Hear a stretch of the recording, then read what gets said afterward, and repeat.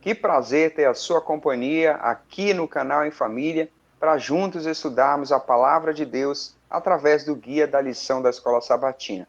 Nós estamos dando sequência ao estudo da lição 2 e nesta segunda-feira, 8 de abril, o título do nosso estudo é Cristãos Providencialmente Preservados.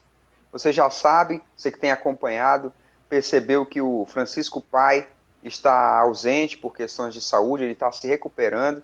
Obrigado pelas orações, continue orando por ele. Logo mais ele volta a participar da nossa classe. Enquanto isso, nós seguimos aqui com o nosso estudo e pedimos a você que, se gostar, curta este vídeo, também participe através dos comentários, deixando sua opinião, deixando suas sugestões e participando também com os pedidos de oração. Nós temos o projeto aqui no canal, Ore Comigo, e através dos comentários você pode participar deixando seu pedido de oração, tá bom? Nós vamos seguindo aqui para o estudo na classe, mas antes vamos fazer a nossa oração. Oremos. Pai eterno, Deus de amor, te agradecemos, Senhor, por essa semana que começou com o estudo da tua palavra e tem se desenvolvido através desse momento que passamos juntos, meu Deus, que possa servir de crescimento espiritual para todos nós. Nos concede a presença do Santo Espírito neste momento. Te oramos por Jesus. Amém. Muito bem, então vamos dar início aqui ao nosso estudo dessa segunda-feira. E o estudo vai falar sobre a providência divina.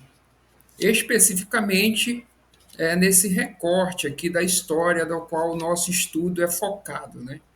Lembrando que na lição de ontem, nós já vimos um pouquinho sobre a providência divina, né? Para com o seu povo. E a lição vai dar continuidade nesse assunto. Vai inclusive dizer que a graça de Deus e a providência elas estão reveladas no evento histórico da destruição de Jerusalém. Vai dizer que aconteceu algo improvável, né? O exército judeu teve uma vitória sobre o exército romano. Os romanos foram perseguidos, né? E isso deu um tempo para que os judeus fugissem da cidade. E aqueles que estavam atentos aos eventos, aos sinais que Cristo havia dito, né, predito, puderam fugir dali. Então, Principalmente os cristãos, né, Ale? principalmente os cristãos. E mais uma vez, Deus ali esteve provendo, né, foi provedor do seu povo, livrando os seus fiéis naquele momento de angústia. Isso mesmo. E nós pudemos acompanhar essas palavras proféticas no estudo que nós fizemos no sábado, no domingo. Nós vimos Jesus se referindo, né, a esses eventos. Na sequência, a lição vai trabalhar aqui com a pergunta número 3, que vai dizer assim: o que a Bíblia diz sobre o cuidado de Deus? Esse cuidado que nós temos estudado até agora. E ela traz aqui duas referências, de Salmos e de Isaías. Nós vamos aproveitar para reler o texto de Isaías, que é o verso para memorizar dessa semana juntos. O Alexandre vai ler para a gente aí o capítulo 41, o versículo 10 de Isaías, para a gente deixar uma sugestão de resposta a essa pergunta. Vamos à leitura então. Isaías 41, verso 10. Não tema, porque eu estou com você. Não fique com medo, porque eu sou o seu Deus. Eu lhe dou forças, sim, eu o ajudo. Sim, eu o seguro com a minha mão direita da minha justiça. Que lindo esse texto, né? Deus prometendo socorro, prometendo ajuda. E a pergunta diz: o que a Bíblia diz sobre o cuidado de Deus? E nós respondemos: Deus se importa e está sempre conosco. Esse texto aí, ele revela, né, como nós estamos estudando, a providência de Deus. Né? A lição vai falar que Deus é soberano, né, aos eventos da humanidade. Os seus propósitos vão se cumprir, né? Embora às vezes ele tenha que fazer alguma adaptação por causa das escolhas do ser humano, mas no final a sua vontade, os seus propósitos de salvação, de redenção vão se cumprir. Mas ele vai estar conosco, né? Ele vai sempre estar com os fiéis, com os remanescentes, provendo o sustento, a libertação para eles. Isso mesmo. E a lição nesse ponto fala do sofrimento um pouco. Fala da morte de alguns mártires, fala da perseguição, e não só aplicada para aquele tempo. Ao longo da história haverão momentos de sofrimento, de dor. E na pergunta 4 vai ser trabalhado isso, né, Ale? Isso mesmo, vamos à pergunta 4, então. Até que ponto vai a batalha contra o mal?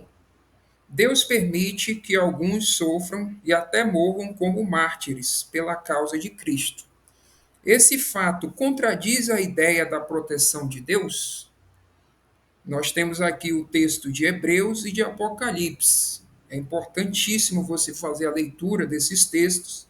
Nós escolhemos do Apocalipse, capítulo 2, verso 10. O Júnior vai ler para nós, para deixar a sugestão de resposta. Muito bem, então vamos ler juntos o texto de Apocalipse, capítulo 2, versículo 10. Não tenham medo das coisas que você vai sofrer. Eis que o diabo está para lançar alguns de vocês na prisão, para que vocês sejam postos à prova e passem por uma tribulação de 10 dias. Seja fiel até a morte, e eu lhe darei a coroa da vida. Muito bem. Então, nós podemos deixar aqui uma resposta sugerida a seguinte: neste mundo haverá perseguições e sofrimentos, mas o propósito de Deus é a nossa salvação. Ele estará conosco em todos os momentos. Amém, né? Que mensagem poderosa nós encontramos na palavra de Deus. A certeza de que Deus está conosco todos os dias, em todas as situações. E é assim que o nosso estudo de hoje fecha, né? Esse tema que nós estudamos, cristãos providencialmente preservados, mostra o cuidado de Deus. Mesmo naquela situação que já havia sido profetizado, Deus providenciou um meio para que os cristãos fugissem daquele cerco, e aí a palavra de Deus vai se espalhar, vai ser levada pelo resto do mundo. Nós conhecemos a história. No finalzinho do nosso estudo aqui, nós temos uma citação de Ellen White no livro O Grande Conflito, que fala sobre isso. Fala sobre como os cristãos prosperavam mesmo em meio à perseguição, como a fé cristã prosperava, como a fé crescia, a igreja crescia. A mensagem, E né, Júnior? essa mensagem se espalhava, essa mensagem chegava a mais pessoas. Falando sobre isso, a profetisa diz assim: com a derrota venciam, ou seja, os cristãos venciam mesmo na derrota. Os obreiros de Deus eram mortos, mas a sua obra ia avante com firmeza. Então, ao olhar para esses eventos passados, nós podemos ter a certeza de que Deus tem um plano que está em curso, um plano de redenção, um plano de salvação. E a reflexão desse dia vai falar para que nós possamos experimentar o amor de Deus por nós. Certamente nós temos situações no dia a dia que provam o amor e o cuidado desse Deus maravilhoso para conosco.